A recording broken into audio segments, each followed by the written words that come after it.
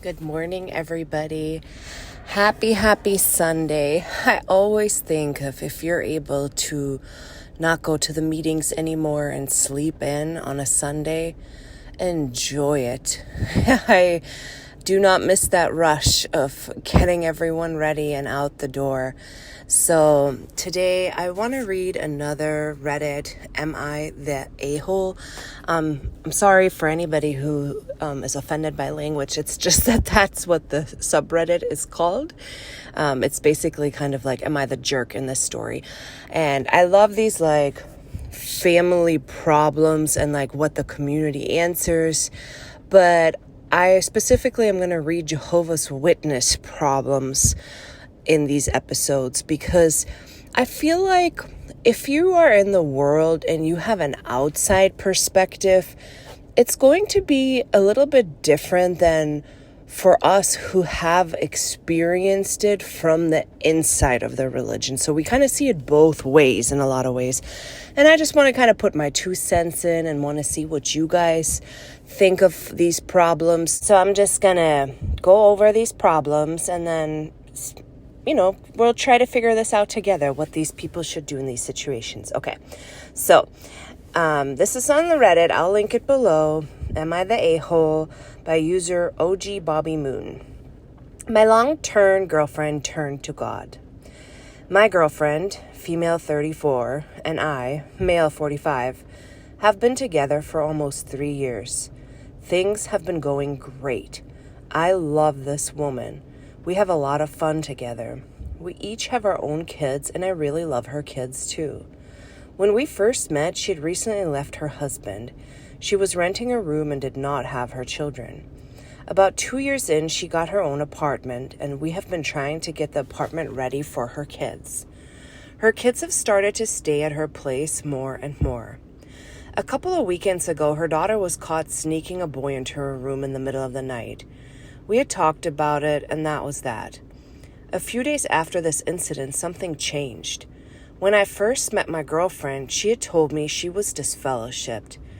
I had no idea what that meant. She explained her religion to me. Jehovah's Witnesses apparently take the Bible word for word literally. So when we met, she told me that these things and how if she wanted to get back into the church/hall/religion, she would have to study the Bible and do certain things to be reinstated. She had never really brought it up too much. Yeah, she didn't celebrate holidays, but that wasn't a big deal.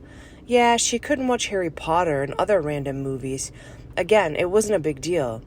She, a few weeks back, finally set her divorce into motion. She got the paperwork and started filling it out and getting ready. All the while that we have been together, her husband would send these long texts about how he wants to fix the marriage, and he would do anything. And it was a daily thing to see multiple paragraph texts from him. She would never respond to those texts. She would text with him to discuss the kids or to ask for money for the kids. They had no custody agreement because even though she had been gone from the house for years, she never filed for divorce or custody or child support or any of these things. He would send Bible verses and say how Jehovah would want them to be together. And even if she did want to get divorced, he would wait for her and always want to fix the marriage. Okay, so back to the daughter. When the daughter was caught, she told her mother, my girlfriend, that she wanted to get mental help and get more involved with the church, hall, religion. So after that, a few days go by and we're sitting on her couch laughing, and I make a joke/statement about how I love her and I want to be with her forever. I have said this to her so many times. I think he means the mom, of course. I feel like it's something people say to each other when they're in love. She started to cry. She told me that she needed to set a better example for her daughter. She told me she was having to break up with me for Jehovah. She told me that the only way we could be together is if her ex would have to divorce her and he would have to remarry before she could even start dating someone. Well, the smoke settled on that, and the next day we spoke. She told me I was very important in her life and her kids loved me and she still wanted to be in a relationship with me, but we could no longer touch each other in a sexual way or have sex. we've had amazing sex throughout our relationship. I have to insert something here, which would essentially make her free to remarry. So no, she wouldn't have to wait till her ex-husband got remarried. She's free, you know. She must not understand that, like this JW rule. I've never felt this way about anybody I've been with. I love her. Truly, I do. I just don't know how I'm supposed to be with someone I can't touch. Someone I can't even ever touch again if her husband doesn't remarry. She says she's doing this so she can get into paradise and we can be together forever. She thinks that the end of the world is tomorrow and one of them, her or her husband, will die, and that breaks the marriage vows and she would be free to remarry. So my question is this: am I the a-hole for wanting to leave her because we can't have sex? Because we may never be able to be together if her husband's never remarried or dies after her. I've been trying to stick it out and it's only been a few weeks. The uncertainty of all of this has made me seriously think of leaving. So would I be the a-hole for leaving, essentially? This is a very complicated situation. And personally, I think that no one is the a-hole here because the girlfriend is so seriously brainwashed. She's not trying to be a jerk. She's really trying to stick to what she believes it's true. Even though it's wrong, in her heart of hearts, this is what she thinks is true. This is what she needs to do to gain salvation. And of course, the poster, OP, original poster, is not the a-hole either, because he has every right to break up with someone who is brainwashed and setting these rules that you don't want to follow because it's not your belief. I think that there's a way to make a relationship possibly work. If she is still truly in the J-dub mindset, and they would get married, the only way for it to work is if they have a mutual respect of each other's boundaries. Because my stepmom is a J-dub. She's just not hardcore. And she lets my dad be, and he's in a boss state, and he lets her be. If she wants to go to a meeting or something, he's supportive of that. So if you have a respect for each other's freedom of religion, maybe it can work, but it would have to be while they're married. And right now, it's not possible for them to marry because she hasn't even divorced her ex yet. Maybe she was a little hastily getting into a new relationship. I feel like she should have probably wrapped up everything with her ex-husband and filed for a divorce. And then sadly, if you subscribe to the JW mindset, you do have to get married. You can't live together. You can't. I mean, I had a boyfriend in college, and I felt I'm just speaking very frankly here. I was totally mentally in the J-dub mindset, but I feel like with this woman in this story that I feel compassion because I've been in this situation. I felt so guilty all the time, and I cried all the time, and I almost thought that he was very patient to even stay with me, because from his end, it must have been just all this stuff is crazy.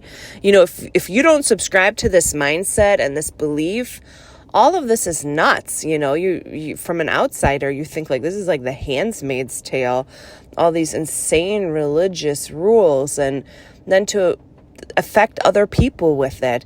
So if she's, wanting to stay at J-dub and you're okay to wait to remarry her, which at that point, once she gets recruited back into the cult, you don't even know if she'll still be with you. So at this point, you would have to wait to have sex till you're married, which could be years by the time the custody agreement and the divorce agreement is settled. And then once she's reinstated and fully back into the religion, does she still want to marry a worldly person? Because honestly, the elders will put a lot of pressure on her not to marry a worldly person, because for them, that kind of pulls people out of the cult. You know, they want people in the fold. They want to separate you from anybody worldly in your life. So I think that they would very much discourage that relationship, and it probably will crumble anyways if she really stays a JW. Now, as to waking her up from the cult and trying to get her out of it, it's so almost impossible to wake someone up when they're really mentally in. I know that when I was in college and I was dating the worldly guy, I was so mentally in, no matter what they would have said, I don't think it would have even made sense to me at the time. I really feel like I had to accumulate all these experiences in the religion that led me to wake up. But back then, I don't think I would have woken up. I really thought it was the truth. And so that's really tough. My one suggestion to maybe kind of try to wake someone up is to start watching documentaries about other cults and shunning and separating them from worldly people. Like the Scientology Leah Remini show is really good. But I watched that as a Jehovah's Witness and I thought, very similar to how we act. And yet we have the truth. It was such a weird thing. I recognized the similarities of being in a cult, and yet I still thought it was the truth. It's unbelievable. It's just really hard to get someone out of a cult, especially because their firewall goes up and they reject any logic that you present. They just say, no, I don't even want to hear it. So in all honesty, I do not think this person is the jerk in this situation if they do want to break up, because I think it's really, really hard to date someone who's an active Jehovah's Witness. And this poor girl, you could see she has this guilty conscience. She is misunderstanding that whole being free thing wrong. This is such a mess with this being free thing. But she is disfellowshipped, so she can't get disfellowshipped again. So she can say, I am free to remarry because I slept with someone else, if she still is in the JW mindset, which is also crazy. I'm going to link an episode on being free below because I went through that and it was crazy. But basically, she is free to remarry. She's misunderstanding something there. You do not have to wait till he gets remarried. It's not a remarriage that makes you free alone. It's also having sex with someone else. And it's kind of weird, isn't it?